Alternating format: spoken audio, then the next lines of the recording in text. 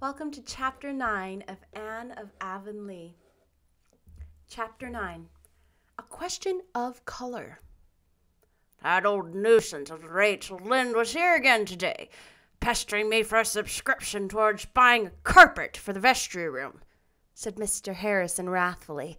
I detest that woman more than anybody I know. She can put a whole sermon, text, comment, and application into 6 words and throw it at you like a brick.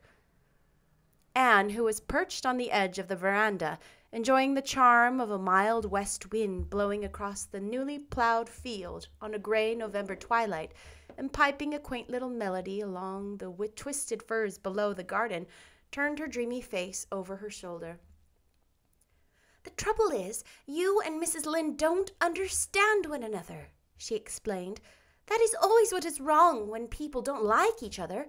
I didn't like Mrs. Lynde at first either, but as soon as I came to understand her, I learned to." Mrs. Lynde may be an acquired taste for some folks, but I didn't keep on eating bananas because I was told I'd learn to like 'em if I did, growled Mr. Harrison.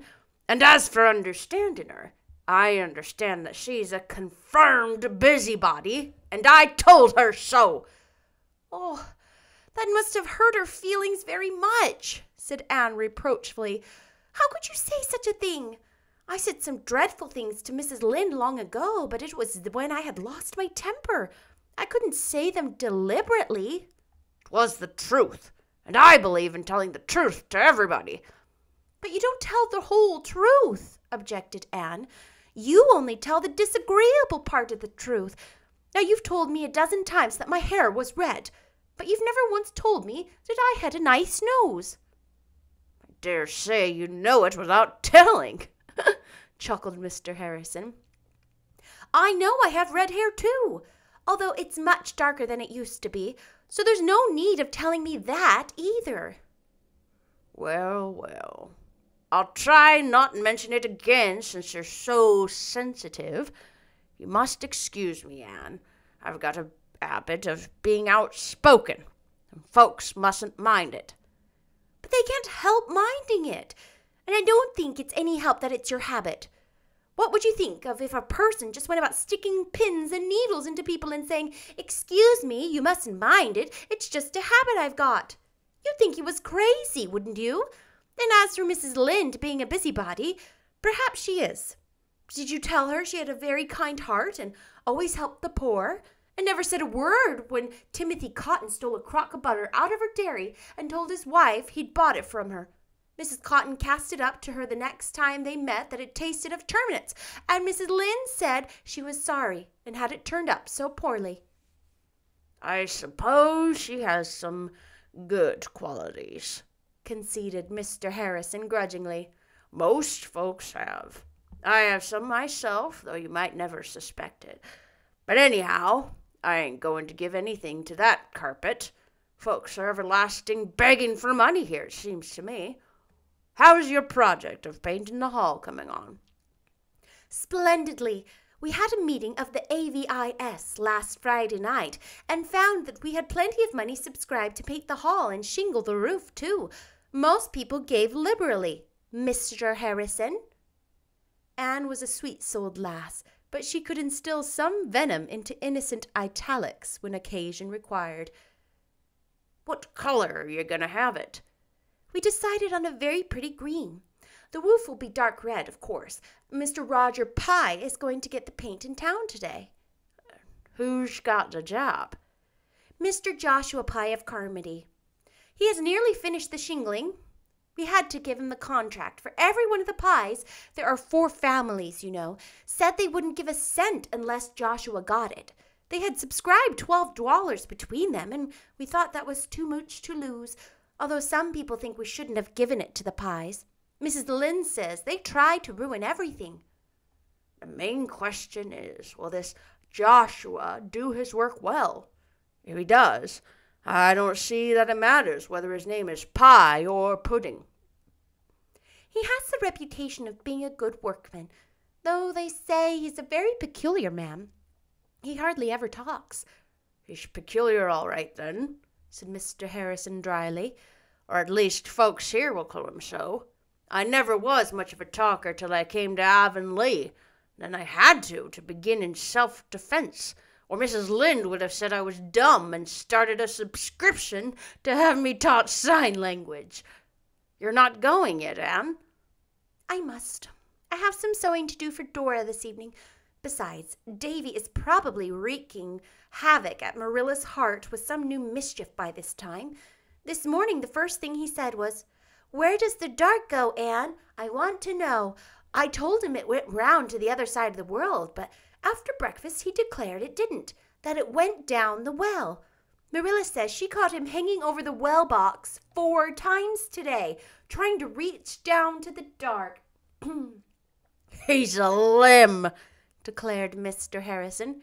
"He came over here yesterday and pulled 6 feathers out of Ginger's tail before I could get him from the barn. The poor bird has been moping ever since. Those children must be a sight of trouble for you folks." "Everything's worth having is some trouble," said Anne, secretly resolving to forgive Davy's next offense, whatever it might be, since he had avenged her on Ginger. Mr. Roger Pye brought the hall paint home that night, and Mr. Joshua Pye, a surly, taciturn man, began painting the next day. He was not disturbed in his task. The hall was situated on what was called the lower road. In late autumn this road was always muddy and wet, and people going to Carmody traveled by the longer upper road. The hall was so closely surrounded by fir woods that it was invisible unless you were near it. Mr. Joshua Pye painted away in the solitude and independence that were so dear to his unsociable heart. Friday afternoon he finished his job and went home to Carmody. Soon after his departure, Mrs. Rachel Lynde drove by, having braved the mud of the lower road, out of curiosity to see what the hall looked like in its new coat of paint. When she rounded the spruce curve, she saw. The sight affected Mrs. Lynde oddly. She dropped the reins, held up her hands, and said, "Gracious Providence!" She stared as if she could not believe her eyes. Then she laughed almost hysterically. "There must be some mistake.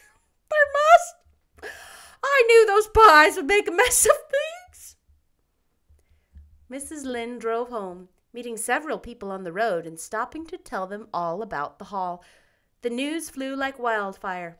Gilbert Blythe, poring over a textbook at home, heard it from his father's hired boy at sunset, and rushed breathlessly to Green Gables, joined on the way by Fred Wright.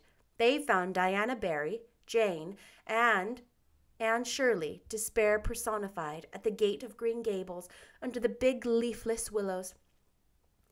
"It isn't true, surely, Anne," exclaimed Gilbert. "It is true," answered Anne, looking like the muse of tragedy. "Mrs. Lynde called on her way from Carmody to tell me. Oh, it is simply dreadful. What is the use of trying to improve anything?" "What is dreadful?" asked Oliver Sloane, arriving at this moment with a band box he had brought from town for Marilla. "Haven't you heard?" said Jane wrathfully. "Well, it's simply this. Joshua Pye has gone and painted the hall blue instead of green. A deep, brilliant blue, the shade they use for painting carts and wheelbarrows. And Mrs. Lynde says it's the most hideous color for a building, especially when combined with a red roof, that she ever saw or imagined. You could simply have knocked me down with a feather when I heard it. It's heartbreaking, after all the trouble we've had." "How on earth could she have made such a mistake?" wailed Diana. The blame of this unmerciful disaster was eventually narrowed down to the Pyes. The improvers had decided to use Morton Harris paints, and the Morton Harris paint cans were numbered according to a color card. A purchaser chose his shade on the card and ordered by the accompanying number. Number 147 was the shade of green desired, and when Mr. Roger Pye sent word to the improvers by his son, John Andrew, that he was going to town and would get their paint for him, the improvers told John Andrew to tell his father to get 147. John Andrew always averred that he did so, but Mr. Roger Pye as staunchly declared that John Andrew told him 157, and there the matter stands to this day. That night, there was a blank dismay in every Avonlea house where an improver lived. The gloom at Green Gables was so intense that it quenched even Davy. Anne wept and would not be comforted. "I must cry, Marilla, even if I am almost 17, she sobbed. "It's so mortifying, and it sounds the death knell of our society. We'll simply be laughed out of existence." In life, as in dreams, however, things often go by contraries. The Avonlea people did not laugh. They were too angry. Their money had gone to paint the hall, and consequently, they felt themselves bitterly aggrieved by the mistake. Public indignation centered on the Pyes.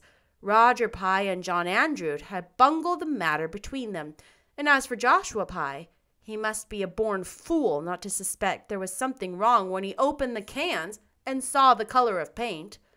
Joshua Pye, when thus animadverted upon, retorted that the Avonlea taste in colors was no business of his, whatever his private opinion might be.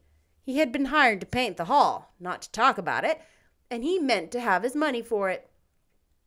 The improvers paid him his money in bitterness of spirit, after consulting Mr. Peter Sloane, who was a magistrate. "You'll have to pay him," Peter told him. "You can't hold him responsible for the mistake, since he claims he was never told what the color was supposed to be, but just given the cans and told to go ahead. But it's a burning shame, and that hall certainly does look awful." The luckless improvers expected that Anne would be more prejudiced than ever against them, but instead, public sympathy veered around in their favor. People thought the eager, enthusiastic little band who had worked so hard for their object had been badly used. Mrs. Lynde told them to keep on and show the Pyes that there were really the people in the world who could do things without making a muddle of them.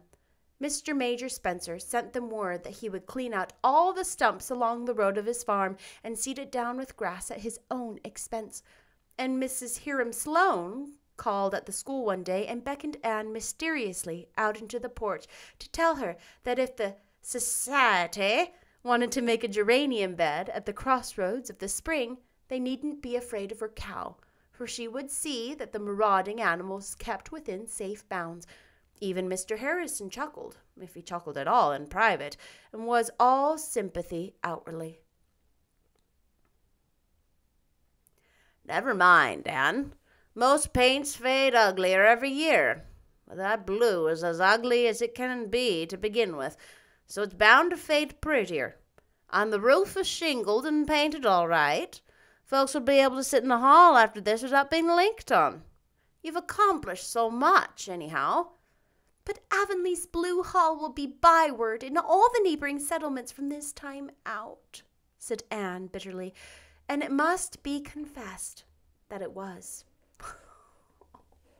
Have you ever been in a situation where you're trying to do something nice and it just gets so bungled?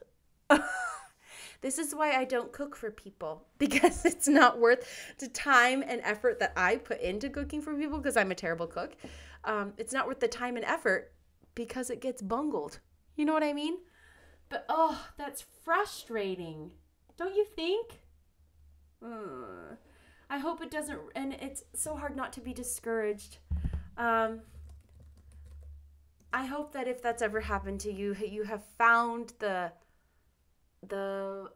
energy, the motivation, the willingness to try again, even though failing is so hard. But the good side of this story is that their society is actually beginning to thrive. People are finding compassion, and they are seeing their failure, and it's pricking their hearts, and they're thinking, oh, that's too bad for them. Maybe I will help that. And so the good that it's doing, it's still doing good. In other words, it's not a complete failure. I love that. I will see you tomorrow, maybe, I think, with chapter 10. Bye.